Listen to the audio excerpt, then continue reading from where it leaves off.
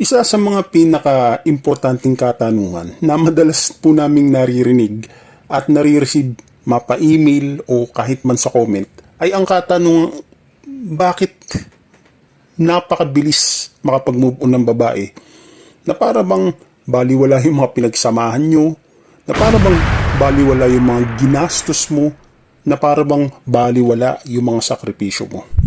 After 1 month, 2 months, parang wala na. Parang walang nangyari. Iba na namang, ibang lalaki na naman. Wow! Samantalang yung lalaki, minsan yung iba, hindi na yan babalik sa dating sila. The moment na nabigo yan.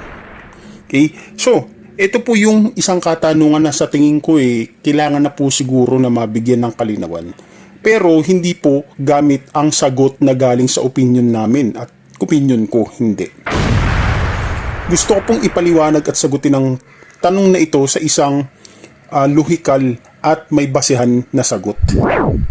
At sa tingin ko po, brothers, kayo pong mga nanonood dito na mga beta male pa, mga blue pillar pa at naghahanap po ng kasagutan kung bakit parang baliwala sa babae ang hirap ninyo matapos nyo mag-break ang mga pinagsamahan ninyo. I think ang The Red Pill PH na makakasagot ng pinaka-eksaktong tama na kasagutan. So isang magandang araw na naman, Red Pill Community. Welcome once again sa ating panibagong episode ng TikTok Podcast. Kung gusto mo ang mga ganitong napapanahong content na may saysay, huwag mag-alinlangan na i-follow naman po kami dito sa TikTok platform ng ating palatuntunang The Red Pill PH. Without any further ado, tara, umpisahan na. Bakit madali makapag-move ng babae na para bang baliwala lang yung mga pinagsamahan nyo at lahat ng mga ginastos mo? Ano ang eksakto at makatotohanang sagot dito? Marami po kayo napapanood sa internet ngayon na kung ano-ano mga opinion at ang mahirap nito, yung pinapanood po ninyo, mga babae din yung nagbibigay ng mga sagot, which is alam naman po natin na kung gusto mong malaman ng katotohanan, huwag kang makikinig sa babae kasi hindi naman magsasabi ng totoo ang babae at sagutin man nila yung tanong na yan, inakabayas doon sa pabor nila. Kasi nga babae. Wow. Pero sa tingin ko, tanggalin po muna natin yung opinion, yung intervention ng kung ano-anong mga kanya-kanya nating interpretasyon at opinion. Bakit po mabilis makapag-move on ng babae? Wow! Dalawa ho yan. Alright? Ito po ay dahil po ipapaliwanag ko po sa inyo. Base po sa isang psychologist at family therapist na si Dr. Hawker Mayer. Ito po ay isang kanyang pag-aaral na ginawa. Alright?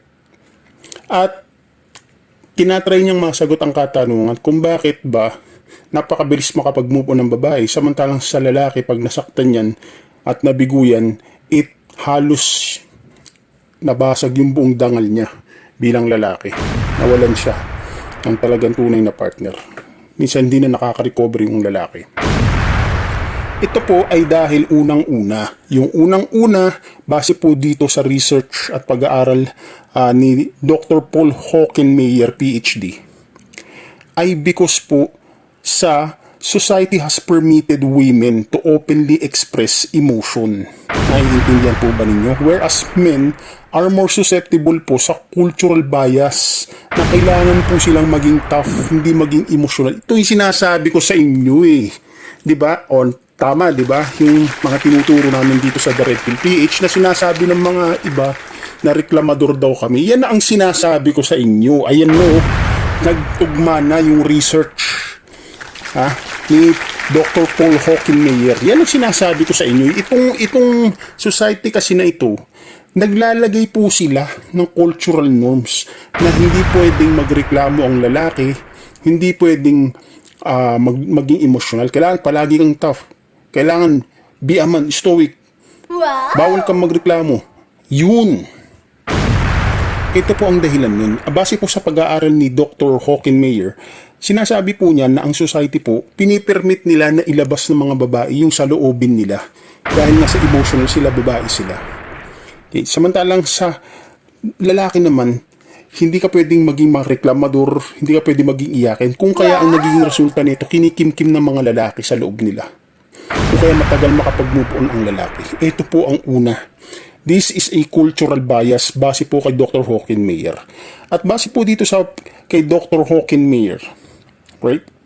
Sinabi po niya na himin is that men process breakup po internally sa pamamagitan po ng prefrontal cortex ng utak nila, yung harap na parte ng utak nila, to rationalize their pain. Samantalang ang mga babae naman po, dahil nga sa naiintindihan ng publiko na emotional sila, free po ang mga babae na lumabas, i-express, makipag-usap sa mga best friend nila patungkol sa mga breakups nila, kaya madali sila nakaka-move on.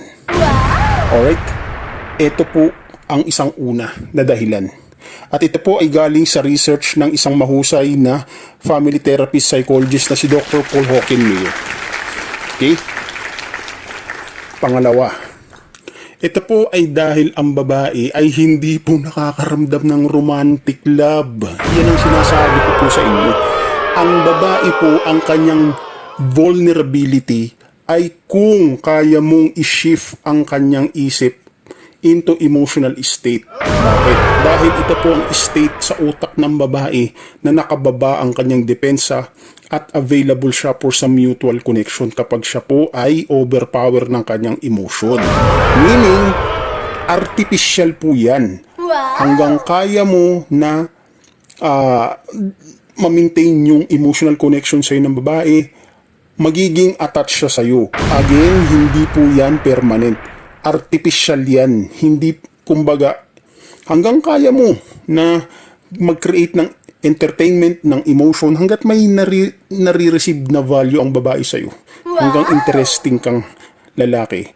Hindi mawawala yung emotional attachment niya. Pero pag tinigilan mo na yung apak mo sa gas pedal mo, bumalik ka na sa dating weak man, na boring na yung babae, artificial po yan. Babalik po ang babae sa cold mood na state ng isip na kung saan siya nag-iisip ng logical. Doon nawawalan ng interest ang babae sa lalaki. Kaya pag nawalan na ng interest ang babae sa lalaki kasi nga hindi na siya emotionally attached, wala na siyang pakialam dun sa mga pinagsamahan ninyo. Wala na siyang pakialam dun sa mga ginastos mo, sa mga mahal na vacations and dates ninyo.